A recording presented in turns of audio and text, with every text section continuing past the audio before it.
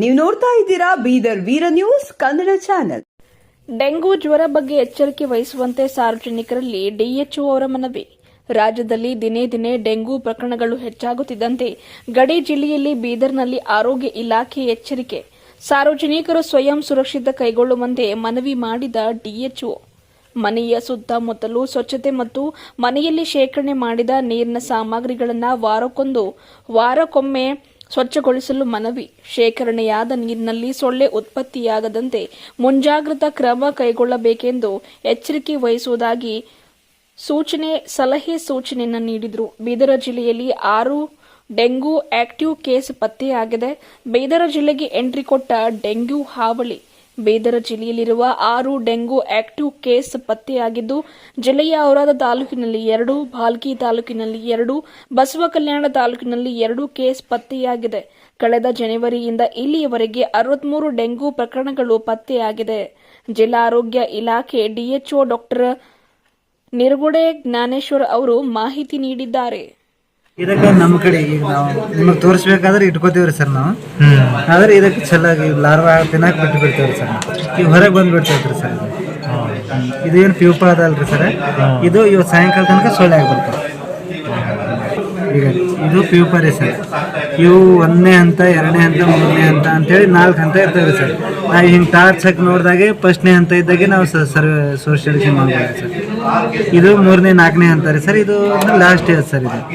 ಇದು ಸಾಯಂಕಾಲದೊಳಗೆ ಆಗ್ಬಿಡ್ತೈತೆ ಸರ್. ಇಲ್ಲಕ್ಕೆ ಇದ್ರದ ಮೇಲೆ depend ಇರ್ತೈತ್ರಿ sir. ಈಗ ಅದ್ರಾಗೆ ಇದ್ರೊಳಗೆ ಡೆಂಗು ಸೊಳ್ಳೆ ಮತ್ತು ಅದು ನಾರ್ಮಲ್ ಸೊಳ್ಳೆ ಹೆಂಗೆ ಗೊತ್ತಾಗೋದು? ಈ ಲಾರ್ವಾದ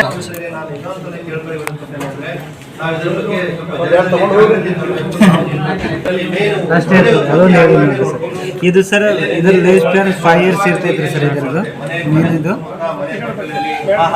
ಮಿತ್ರರಿಗೆ ನಮಸ್ಕಾರಗಳು. ಈಗಾಗಲೇ ರಾಜ್ಯದಲ್ಲಿ ಡೆಂಗು ಪ್ರಕರಣಗಳು ಹೆಚ್ಚಾಗ್ತದೆ ದಿನ ದಿನ. ಮಳೆಗಾಲ ಆಗಸ್ಟ್ದಿಂದ ಅಕ್ಟೋಬರ್ ತನಕ ಇದು ಪ್ರತಿ ವರ್ಷ ಆಗೋದ ಕಾಯಿಲೆ. ಈ ವರ್ಷ ಸ್ವಲ್ಪ ತೀವ್ರ ರೂಪದಲ್ಲಿ ಜಾಸ್ತಿ ಕೇಸಸ್ ಆಗ್ತಾ ಇದ್ದಾವೆ. ಬಟ್ ನಮ್ಮ ಜಿಲ್ಲೆಯಲ್ಲಿ ಜನವರಿ ಹಿಡ್ಕೊಂಡು 63 ಕೇಸ್ ಇದ್ದಾವೆ ಹಳೇದು ಕೇಸಸ್ಸು. ನಿನ್ನೆ ಮೊನ್ನೆ ಆಕ್ಟಿವ್ ಕೇಸಸ್ 6 ಕೇಸಸ್ ಇದ್ದಾವೆ. ಔರಾದ 2, ಬಾಲ್ಕಿ 2, ಬಸವ ಕಲ್ಯಾಣ 2 ಕೇಸ್ ಇದ್ದಾವೆ. ಅವರು ಕೂಡ ನಾರ್ಮಲ್ ಮನೆಯಲ್ಲೇ ಕೂತ್ಕೊಂಡು ಟ್ರೀಟ್ಮೆಂಟ್ ತಗೋತಾ ಇದ್ದಾರೆ. ಅವರು ಇವತ್ತು ನಾವು ಫೋನ್ ಮಾಡಿದಾಗ ಅವರು ಗುಣಮುಖವಾಗಿದ್ದಾರೆ. ಯಾರೂ ಅಡ್ಮಿಟೆಡ್ ಕೇಸಸ್ ಇಲ್ಲ. ಸೊ ಇದರಲ್ಲಿ ಯಾರು ಭಯ ಪಡೋದು ಬೇಕಾಗಿಲ್ಲ, ಯಾರು ಆತಂಕ ಪಡೋದು ಬೇಕಾಗಿಲ್ಲ. ಮತ್ತು ಸುಳ್ಳು ಸುದ್ದಿಗೆ ಯಾರು ದಯವಿಟ್ಟು ನಂಬಬಾರ್ದು. ನಾವು ಮಾಧ್ಯಮ ಮಿತ್ರರಿಗೆ ನಾನು ಇನ್ನೊಂದ್ಸಲ ಹೇಳ್ಕೊಳ್ತೇನೆ ಅಂದರೆ, ನಾವು ಇದರ ಬಗ್ಗೆ ಸ್ವಲ್ಪ ಜನರಲ್ಲಿ ಜಾಗೃತಿ ತರಬೇಕು. ನಾವು ನೀವಿಬ್ಬರು ಕೂಡ ಜಾಗೃತಿ ಮಾಡೋಣ. ಇದರಲ್ಲಿ ಮೇನು ಸೊಳ್ಳೆ ಉತ್ಪತ್ತಿ ಆಗದಾಗೆ ನೋಡ್ಕೋಬೇಕು.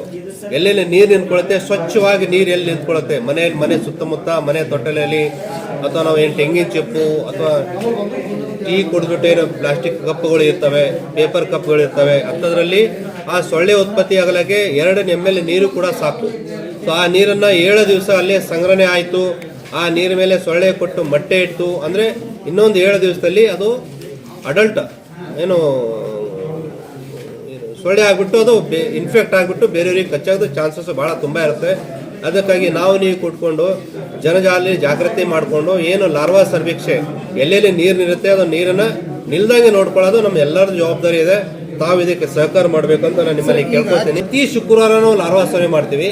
ಮತ್ತು ಹಳ್ಳಿ ಲೆವೆಲಲ್ಲಿ ಪ್ರತಿ ದಿವಸ ಮನೆ ಭೇಟಿ ಕೊಡ್ತಾರೆ. ಆ ಮನೆ ಭೇಟಿ ಕೊಡೋ ಟೈಮಲ್ಲೂ ಕೂಡ ಡೆಂಗು ಒಂದೇ ಅಲ್ಲ, ಬೇರೆ ಎಲ್ಲ ಕಾಯಿಲೆಗೂ ಜಾಗೃತಿ ಕೊಡ್ತಾರೆ. ಸ್ಪೆಷಲಿ ಈ ಟೈಮಲ್ಲಿ ಡೆಂಗು ಬಗ್ಗೆ ತುಂಬಾನೇ ಅವರಿಗೆ IAC ಆಕ್ಟಿವಿಟಿ ಎಲ್ಲರಿಗೆ ತಿಳುವಳಿಕೆ ಹೇಳ್ತಾರೆ. ಡೆಂಗು ಯಾತಕ್ಕೆ ಬರುತ್ತೆ, ಅದಕ್ಕೆ ಏನು ಮಾಡಬೇಕು ಮತ್ತು ಚಿಕಿತ್ಸೆ ಏನಿದೆ. ಡೆಂಗು ಖಚಿತವಾಗಿ ಯಾವುದೂ ಚಿಕಿತ್ಸೆ ಇರೋದಿಲ್ಲ. ಸೊ ಸ್ವಯಂ ಪ್ರೇರಿತವಾಗಿ ನಾವು ಸೊಳ್ಳೆ ಕಚ್ಚದಂಗೆ ಸೊಳ್ಳೆ ಬತ್ತಿ ಹಚ್ಚಬೇಕು, ಸೊಳ್ಳೆ ಪರ್ದನ ಮಾಡಬೇಕು, ಬಾಗಿಲು ಕಿಟಕಿಗೆ ಆದಷ್ಟು ಜಾಲಿ ಹೊಡಿಸ್ಬೇಕು. ಮತ್ತು ಎಲ್ಲಕ್ಕಿಂತ ಮುಖ್ಯವಾಗಿ ನಮ್ಮ ಮನೆಯಲ್ಲಿ ಇರೋದು ಎಲ್ಲರ ಬಕೆಟ್ ಇರಲಿ ಅಥವಾ ಇದು ಇರಲಿ, ಅಲ್ಲಿ ನೀರಿಲ್ದಾಗೆ 7 ದಿವಸದಲ್ಲಿ ಎಲ್ಲಾನೇ ತೊಳೆದು ಬಿಟ್ಟು ಕ್ಲೀನ್ ಮಾಡಿಕೊಂಡು ನೀರು ತುಂಬಿ ಸ್ವಚ್ಛವಾಗಿ ಅದರ ಮೇಲೆ ಮುಚ್ಚಣಿಕೆ ಹಾಕಬೇಕು. ಆ ಮುಚ್ಚಣಿಕೆ ಹಾಕಿದ್ರೆ ಆ ನೀರಲ್ಲಿ ಸೊಳ್ಳೆ ಕೂತ್ಕೊಳ್ಳೋಂಗೆ ನಾವು ನೋಡ್ಕೋಬೇಕಾಗುತ್ತೆ. ದೇಶದಲ್ಲಿ ಜಾಗೃತಿ ಮೂಡಿಸೋ ಕೆಲಸ ಆಗ್ತಾ ಇದೆ. ಬಟ್ ಏನಾಗುತ್ತೆ ಅಂದರೆ ನಮಗೆ ಲೇಟ್ ಪ್ರೆಸೆಂಟೇಷನ್ ಏನಾರು ಆದಾಗ ಅವ್ರು ಏನು ಮಾಡ್ತಾರೆ, ಸ್ವಲ್ಪ ಜ್ವರ ಇವೆಲ್ಲ ಬಂದಾಗ ಅಲ್ಲಿಂದಲೇ ಸ್ವಯಂ ಪ್ರೇರಿತವಾಗಿ ಔಷಧಿ ತಗೋತಾರೆ. ಇಂಥ ಪ್ರಕರಣಗಳು ಆದಾಗೇ ನಮಗೆ ಸಮಸ್ಯೆ ಬರೋದು. ಆದರೂ ಕೂಡ ಪ್ರತಿಯೊಂದು ಮನೆಗೆ ನಾವು ಭೇಟಿ ನೀಡಿಬಿಟ್ಟು ಈ ಲಾರ್ವಾ ಸಮೀಕ್ಷೆನ ಮಾಡ್ತಾ ಇದ್ದೀವಿ. ಅದಕ್ಕೂ ಕೂಡ ನಿಮ್ಮ ಸಹಕಾರ ಬೇಕಾಗುತ್ತೆ. ನೀವು ಸಹಕಾರ ಮಾಡಿದ್ರೆ ನೀವು ಕೂಡ್ಬಿಟ್ಟು ಜಿಲ್ಲೆಯಲ್ಲಿ ಒಂದು ಮಾದರಿ ಜಿಲ್ಲೆಯನ್ನು ಮಾಡೋಣ ಅಂತ ನಿಮಗೆ ಸಹಕಾರ ನಾನು ಕೇಳ್ಕೊತಾ ಇದ್ದೀನಿ.